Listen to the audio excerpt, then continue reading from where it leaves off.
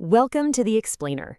Today, we're going to unpack a really powerful way to take control of your life, and it's all based on the timeless wisdom of a truly legendary thinker. Have you ever wondered this? It's a huge question, right? It really gets to the heart of what's possible for us. And to find an answer, we're diving into the work of the amazing business philosopher Jim Rohn, who basically spent his entire life figuring out the fundamentals of success. That quote right there just nails it, doesn't it?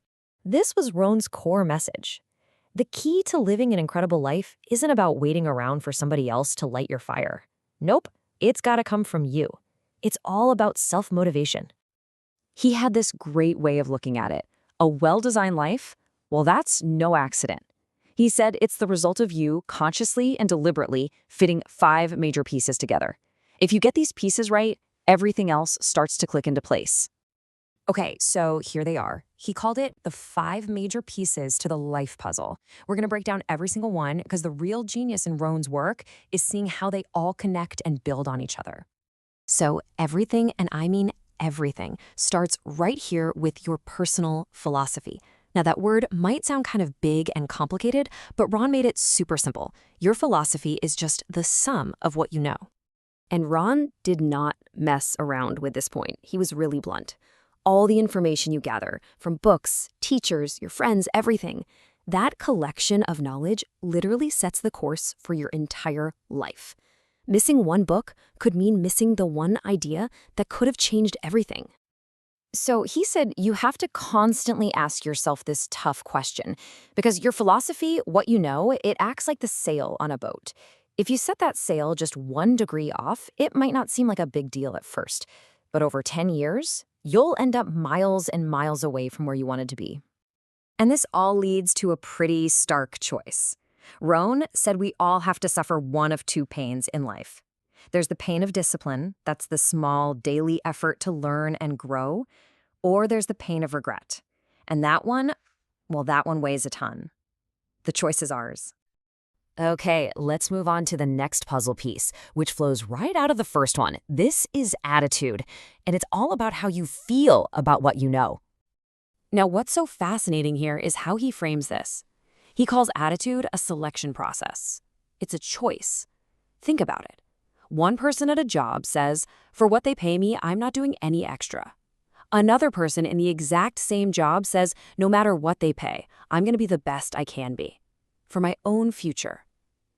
Same situation, totally different attitude, and a completely different outcome down the road. For Rohn, the most important attitude of all is the one you have about yourself. Do you see yourself as someone who's valuable, someone worth improving? Because honestly, if you don't value yourself, why would you ever put in the hard work it takes to grow? Okay, so you know the right things, you feel the right way, but that's not enough, is it? The rubber has to meet the road. And that brings us to piece number 3, activity. Because as Rohn put it, success is something you do, it's not just something you think about. But he also gave this huge warning. It is so incredibly easy to trick yourself into thinking you're productive just because you're busy. You can run around all day long, spinning your wheels. But the key isn't just movement, it's purposeful action. Action that actually moves you closer to your goals. So how do you model that? Well, you're gonna love this. Rohn looked to ants. Seriously, he called it the ant philosophy, and it is brilliant. Just think about it for a second. Ants never quit. They're always thinking ahead, preparing for winter when it's still summer. They stay positive and think about summer when it's cold. And they don't do just enough. They do all they possibly can. What a powerful way to think about our own activity. So all this thinking and feeling and doing, it has to lead somewhere, right? It can't be for nothing. And that takes us to the 4th piece. The one Rohn called the name of the game, results. We have to, every so often, stop and check the scoreboard. We need to see if our formula is actually working. Rohn used this old parable to make the point. Life gives us some potential, some talents, and it expects us to make progress. The question is, are we doubling our talents, or are we just burying them in the ground? And here's the thing about results. They're just feedback. That's it. If you're not getting the results you want, you haven't failed. It's just a signal, a big flashing sign telling you to go back and check your philosophy, or tweak your attitude, or change up your activity. Results tell you exactly where you need to adjust your course. And finally, all of this hard work culminates in the whole reason we're doing it in the first place. This is the fifth and final piece of the puzzle, your lifestyle. Now, this part is so important. Lifestyle isn't about having $1 million. Rohn used to say that a lot of people get really good at earning, but they never learn how to live. They've got the money, but they're missing out on all the joy. You see, designing a life filled with joy and fulfillment, that's a skill. It's an art. And it's something you have to study and practice with just as much focus as you would your job or your finances. So after all of that, philosophy, attitude, activity, results, and lifestyle, what's the big takeaway? What's the one thing to remember? Well, Rohn brilliantly boiled it all down into one simple but incredibly profound question. He would ask this simple question to a huge room of people, and just think about it for a second. Seriously, how tall will a tree grow?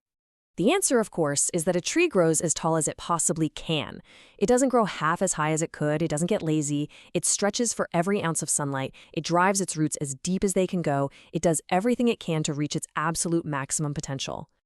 And that leaves us with the ultimate question from Jim Rohn's entire philosophy.